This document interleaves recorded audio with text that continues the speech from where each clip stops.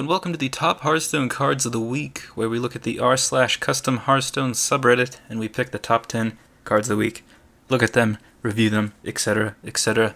I'm your host, Daniel Craig. Let's get right into it. At number 10, we have a 4-mana 3/3 for Hunter, Firefox. At the end of your turn, deal 1 damage to all minions except beasts. Like in Arena, I think this card's great because it's basically a board clear. And it's 1 more mana, 3/3. It's really not that bad. But I think it's too low statted. Board clears are so powerful, but in a way, I think there are more powerful beast cards like Praise Jaime. Bless. Coming in at number 9, we have a 1 mana 2/1 rogue card, Back Alley Lurker. Takes no damage from undamaged minions. First of all, not a fan of powerful 1-drops, although the fact that this only has 1 health is pretty important. Now, there's so many board clears like number 10 that we just saw. The only problem I have with cards like this is that it really helps out aggro. If you put this down turn 1 or 2, they put down a taunt. Just ordering you can hit this first. It's like dealing free 2 damage if your opponent can't take care of it. It's not gonna, overtake the game. It's not going to be as broken as like patches or something, but I think it's something that's kind of annoying. It doesn't consider like the reason that cards are, I don't know, I feel like minions are supposed to have health for a reason, and the fact that they're damaged or not, enraged makes sense because you have to, weaken your minion to make them more powerful in attack usually. And in this case, I just don't like the mechanic. I think it's kind of cheap. And I'm not a fan of 1-drops with cheap mechanics like this. Maybe it'll just be way underpowered and never see play, but I don't find this fun and interactive. At number 8, we have quite a long one, but it's basically a legendary Viel, the Deal Broker. And the battle cry is you to renegotiate a new hero power. And I believe I'm getting this right, but it starts with the top cards. So you have to pick out of one of those top cards. And then you have to finish your hero power with some of the bottom cards, and that makes, the Dark Pact, which in this example, you destroy a friendly minion and restore 4 health to your hero. Now, I think this concept is really interesting. It's kind of like a way, I think, of making your Warlock hero power better. I do have a problem with this, and that is mainly with Price of Pain. So all of these, I think, are kind of the extremes. So, Price of Betrayal, destroy a friendly minion, that's hard. Price of Power, you have to spend 3 mana. It's an extra mana just for your hero power. That's pretty tough. Discard a card, it's never good. And then the rewards, gain 4 mana crystals this turn. That is pretty insane. Summon a 2/2 demon that's twice as good as the Paladin hero power. Restore 4 health to your hero. You can buff yourself, or you can heal yourself back up. I would either change or get rid of Price of Pain and bargain for knowledge. Of course, I want the Discover pool to be diverse, so you don't always get exactly what you want. But in my opinion, those cards aren't on the same power level as these other cards. Alright, next up we have a Warlock spell. Costs 20 mana, and you restore 10 health. Costs 1 less for each damage your hero has taken.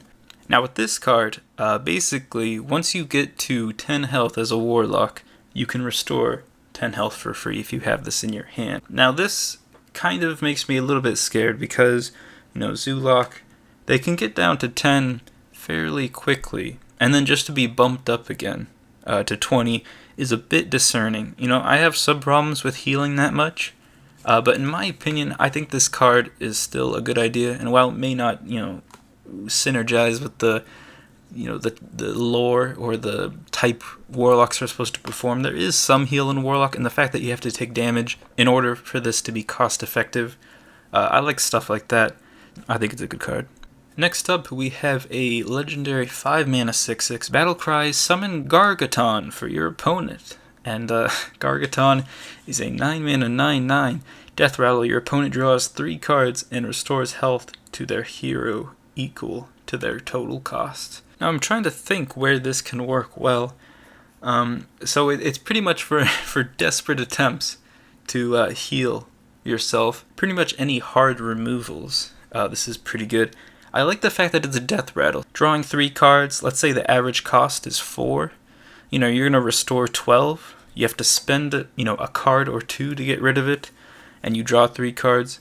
It's a good card, but it requires a combo, so really it costs 2 cards, so I'd love to see what kind of combos there are. Next up for Warrior, we have a 1 mana cost spell. I don't know this guy.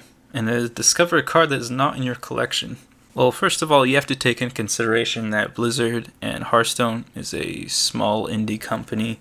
So I don't know if they want to be, giving players cards that are not in their collection. But Blizzard aside, I think this is, a fine card. Discovering a card that's not in your collection is a great way for people to test cards and just have more fun with the game if they don't have the card. There is a really unfortunate issue with, okay, I'm going to craft, for those that can afford it, I'm going to craft every single card except for, I don't know, Deathwing, except for one single card, or maybe 3 cards, so that they can definitely pick between those 3 cards.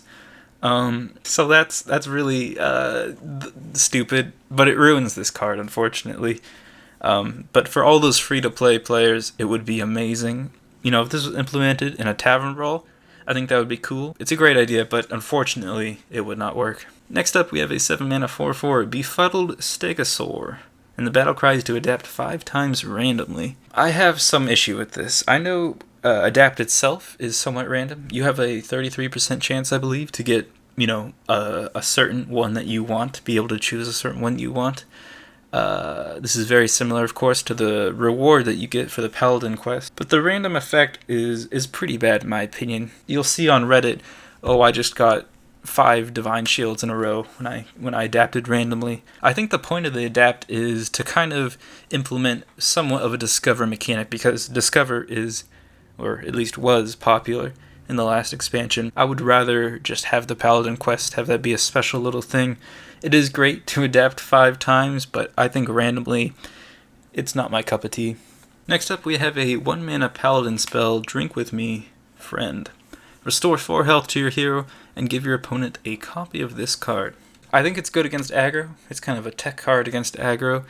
Unfortunately, I don't know if it's powerful enough. There is that priest card, Binding Heal, that allows you to heal a minion and your hero for 5 health each. And then this card only gives your hero that health, and you give your opponent a copy. Maybe with Lore Walker Cho, this could be an insane card just for trolling your opponent. But honestly, I think it's way too underpowered, and I think it needs to be buffed. I think it's a good idea, but it's not powerful enough. Alright, and runner-up, we have a 3-mana Hunter spell, Survival of the Fittest. Deal 2 damage to all minions, adapt those that survive. Now, I do understand that Hunter pretty much only got Crackling Razormaw, as in terms of adapt cards. There are some standard cards, like Ravasaur Runt and Vicious Fledging, that work well in Hunter because they are beasts as well. But I think this archetype is it's much more warrior, right? Warrior is used to dealing a bunch of damage to every minion on the board. If you put it in Hunter, sure, I guess that works. Hunter does have a lot of low health minions, so it would require, buffs or some way to make sure your minions are up to the task. It also says deal 2 damage to all minions and adapt those that survive. So does this mean you actually adapt to your opponent's minions? Because that is a crazy effect. I don't know if that's fun and interactive, but I would love to see this in game. I'm a little fearful, though. It might be a little bit too powerful. But I love the idea of adapting your minions and the enemy minions at the same time. And last one, we have a 1-mana Paladin Secret, 1 man's trash. When your opponent discovers a card, add the other 2 cards to your hand. This is an insane secret. First of all, 1 mana Secret, add 2 cards to your deck is kind of insane.